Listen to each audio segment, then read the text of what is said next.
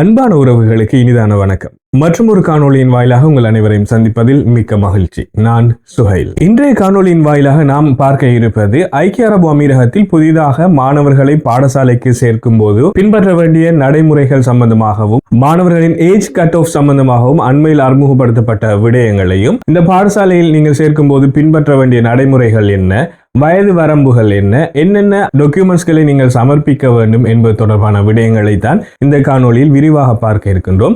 நீங்கள் இலங்கை அல்லது இந்தியாவிலிருந்து இங்கே வந்து இங்குள்ள பாடசாலைகளில் உங்களது பிள்ளைகளை சேர்க்க எதிர்பார்த்திருக்கும் ஒரு பெற்றோராக இருந்தால், அல்லது எதிர்காலத்தில் இங்கே வர இருப்பவர்களாக இருந்தால், அல்லது இங்கே வந்து இப்பொழுது இருந்து கொண்டு நீங்கள் இங்கே பாடசாலைகளில் உங்களது பிள்ளைகளை சேர்ப்பதற்காக காத்து கொண்டிருப்பவராக இருந்தால் நிச்சயமாக இந்த காணொளி உங்களுக்கு பயனுள்ளதாக இருக்கும். எனவே இந்த காணொளியினை முழுமையாக பாருங்கள்.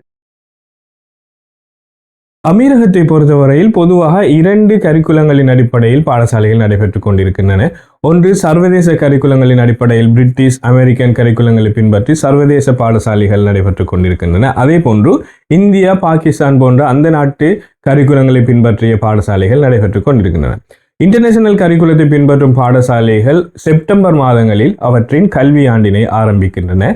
அதே போன்று இந்தியா, பாகிஸ்தான் கரிக்குலத்தை பின்பற்றும் பாடசாலைகள் ஏப்ரல் மாதத்தின் அவர்களின் கல்வி ஆண்டினை ஆரம்பிக்கின்றன. இப்பொழுது அமீரகத்தில் 2026ஆம் ஆண்டு முதல் கொண்டு வரப்பட்டிருக்கும் மாற்றம் சர்வதேச பாடசாலைகளுக்கானது. அதாவது சர்வதேச பாடசாலைகள் இதுவரை காலமும் அவர்களது பாடசாலைக்கு மாணவர்களை சேர்த்துக் கொள்வதற்கு வயது வரம்பினை, அதாவது கட் ஆஃப் ஏஜினை அவர்கள் நிர்ணயிப்பது அந்த குறித்த கல்வி ஆண்டின் ஆகஸ்ட் மாதம் 31ஆம் தேதி வரை.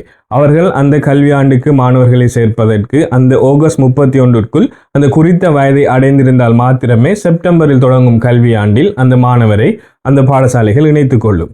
ஆனால் இப்பொழுது 2026ஆம் ஆண்டில் ஐக்கிய அரபு அமீரகம் அறிமுகப்படுத்தி இருக்கும் புதிய திட்டத்தின்படி இந்த ஆகஸ்ட் 31 என்ற இந்த கட் ஆஃப் டேட்டை டிசம்பர் 31க்கு மாற்றியிருக்கின்றார்கள். செப்டம்பரில் பாடசாலை ஆரம்பமாகும் போதும் உங்களது பிள்ளை குறித்த வயதை அடைந்திராவிட்டாலும் டிசம்பர் 31க்குள் அந்த பிள்ளை அந்த குறித்த வயதை அடையுமாக இருந்தால் அந்த செப்டம்பரில் தொடங்கும் கல்வியாண்டில் அந்த பிள்ளைகள் இணைந்து கல்வி கற்க முடியும். இதுதான் புதிய வரைமுறை.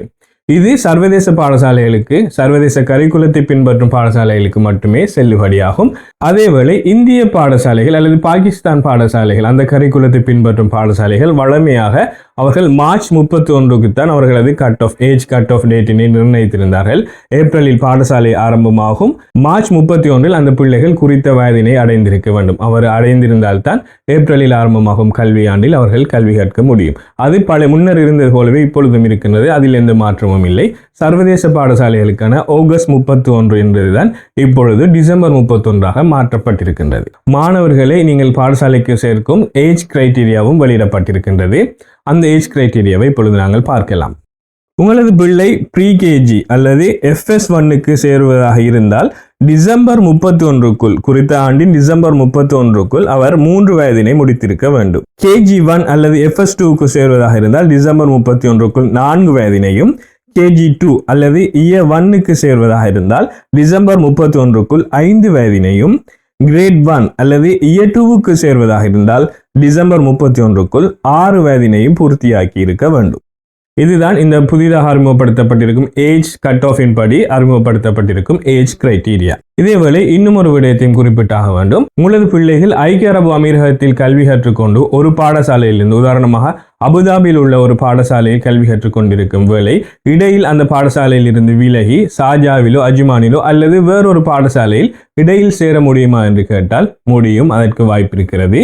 நீங்கள் விரும்பும் பாடசாலையில் உங்கள் பிள்ளைகளுக்கு இடம் இருந்தால் அந்த பிள்ளைகள் அந்த பாடசாலையில் சேர்ந்து படிக்க முடியும். அதே போன்று இலங்கை, இந்தியாவிலிருந்து வர எதிர்பார்த்திருக்கும் பெற்றோர் அவர்கள் இங்கு வரும்போது இடையில் அந்த பிள்ளையை அங்கிருந்து விலக்கி ஐக்கிய அரபு அமீரகத்துக்கு வந்து இங்கே உள்ள பாடசாலைகளில் இடையில் சேர்க்க முடியுமா? குறித்த கல்வியாண்டு ஆரம்பமாகி நடைபெற்றுக் கொண்டிருக்கின்றது. இடைநடுவில் பிள்ளைகளை அந்த பாடசாலையில் சேர்க்க முடியுமான்னு கேட்டால் நிச்சயமாக அதுவும் முடியும். அதில் சில நிபந்தனைகள் இருக்கின்றன. உங்களது பிள்ளை கிரேட் 1 தொடக்கம் கிரேட் 8 வரை படிக்கும் பிள்ளையாக இருந்தால், அந்த எல்லைக்குள் இருக்கும் பிள்ளையாக இருந்தால் நிச்சயமாக எந்த காலகட்டத்திலும் நீங்கள் தெரிவு செய்யும் அந்த பாடசாலையில் பிள்ளைக்கு இடம் இருந்தால் நிச்சயமாக நீங்கள் சேர்த்துக் கொள்ள முடியும். அதேவேளை கிரேட் 9 தொடக்கம் கிரேட் 12 வரைக்கும் படிக்கும் பிள்ளையாக இருந்தால் நிச்சயமாக முதலாவது செமஸ்டருக்குள் அந்த பிள்ளை அந்த குறித்த பாடசாலையில் சேர்க்கப்பட வேண்டும். இதுதான் கிரைட்டீரியா. இதேவேளை இன்னும் ஒரு விடயத்தை குறிப்பிட்டாக வேண்டும். இந்திய பாகிஸ்தான் கரிக்குலத்தை பின்பற்றும் பாடசாலைகள் ஏப்ரலில் ஆரம்பமாகின்றன. அதே போன்று பிரிட்டிஷ் அமெரிக்கன் கரிக்குலத்தை பின்பற்றும் சர்வதேச பாடசாலைகள் செப்டம்பரில் ஆரம்பமாகின்றன. இதன் காரணமாக 2 பாடசாலைகளிலும் விடுமுறைகள் வேறுபட்ட காலங்களில் வழமையாக வழங்கப்பட்டு வந்தன. இப்பொழுது 2026 ஐக்கிய அரபு அமீரகத்தில் அறிமுகப்படுத்தப்பட்டிருக்கும் புதிய திட்டமான யூனிஃபைட் அகாடமிக் கலண்டரின் படி பாடசாலைகள் ஏப்ரலில் ஆரம்பமானாலும் சரி, செப்டம்பரில் ஆரம்பமானாலும் சரி, மாணவர்களுக்கு விடுமுறைகள் ஒரே காலகட்டத்தில் வழங்கப்பட வேண்டும் என்ற புதிய திட்டம் கொண்டு வரப்பட்டிருக்கின்றது. இது யூனிஃபைட் அகாடமிக் கலண்டர் எனும் திட்டத்தின் மூலமாக அமுல்படுத்தப்பட எதிர்பார்க்கப்படுகின்றது. இதற்கு முக்கிய காரணம், ஒரே குடும்பத்தில் அல்லது ஒரே பகுதியில் இருக்கும் பிள்ளைகள் 2 வேறுபட்ட கரிக்குலங்களில் படிக்கும் போது அவர்களது விடுமுறைகளை அவர்கள் ஒன்றாக கொண்டாட முடியாமல் அல்லது அவர்களது விடுமுறை பயணங்களை ஒன்றாக பயணிக்க முடியாமல் ஏற்படும் சிக்கல்களை தவிர்ப்பதற்காக இந்த முறை இப்பொழுது அறிமுகப்படுத்தப்பட்டிருக்கின்றது. அடுத்த விடயமாக, உங்களது பிள்ளைகளை ஐக்கிய அரபு அமீரகத்தில் உள்ள பாடசாலைகளில் நீங்கள் சேர்க்கும் போது என்னென்ன டாக்குமெண்ட்ஸ்களை நீங்கள் சமர்ப்பிக்க வேண்டும் என்பது தொடர்பான விடயங்களை பார்க்கலாம்.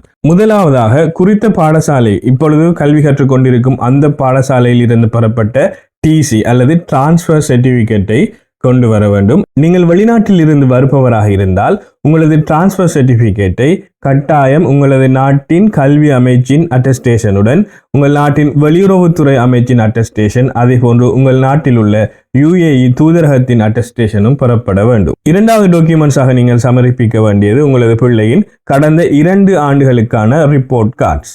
அதே போன்று பர்த் சர்டிபிகேட்டையும் நீங்கள் சமர்ப்பிக்க வேண்டும். இந்த பர்த் சர்டிபிகேட் ஆங்கிலம் அல்லது அரபு மொழியில் மொழிபெயர்க்கப்பட்டிருக்க வேண்டும். நான்காவது டாக்குமெண்ட்ஸாக நீங்கள் சமர்ப்பிக்க வேண்டியது, நீங்கள் ஐக்கிய அரபு அமீரகத்துக்கு வந்ததன் பிறகு நீங்கள் பெற்றுக்கொண்ட உங்களது பிள்ளைகளது எமிரேட்ஸ் ஐடி மற்றும் பாஸ்போர்ட். ஐந்தாவது முக்கியமான விடயம், நீங்கள் வெக்சினேஷன் கார்டையும் இங்கு வந்து சமர்ப்பிக்க வேண்டும். உங்கள் பிள்ளைகள் இதுவரையில் பெற்றுக்கொண்ட வெக்சினேஷன் தகவல்கள் உள்ளடங்கிய வெக்சினேஷன் ரெக்கார்ட் அல்லது வெக்சினேஷன் கார்டையும் நீங்கள் சமர்ப்பிக்க வேண்டும். இவைதான் நீங்கள் உங்களது பிள்ளைகளை அமீரகத்தில் உள்ள பாடசாலைகளில் சேர்க்கும் போது சமர்ப்பிக்க வேண்டிய டாக்குமெண்ட்ஸ். இவைதான் இந்த காணொலியின் வாயிலாக நான் உங்களுக்கு கொண்டு வந்த தகவல்கள். இப்பொழுது ஐக்கிய அரபு அமீரகத்தில் 2026-27 கல்வியாண்டுக்கான பதிவுகள் ஆரம்பமாகி கொண்டிருக்கின்றன. எனவே இந்த வேளையில் இந்த தகவல் உங்களுக்கு பயனுள்ளதாக அமைந்திருக்கும் என்று நம்புகின்றேன். இதுபோன்ற மேலும் பல ஐக்கிய அரபு அமீரகத்தின் தகவல்களையும் நடப்பு விவகாரங்களையும் அறிந்து கொள்ள எனது சேனலினை சப்ஸ்கிரைப் பண்ணுவதோடு மட்டுமல்லாமல் லைக் செய்து ஷேர் செய்து ஆதரவு தருமாறு கேட்டு மீண்டும் மற்றும் ஒரு காணொலியின் வாயிலாக உங்களை சந்திப்போம். அதுவரையில் நன்றி, வணக்கம்.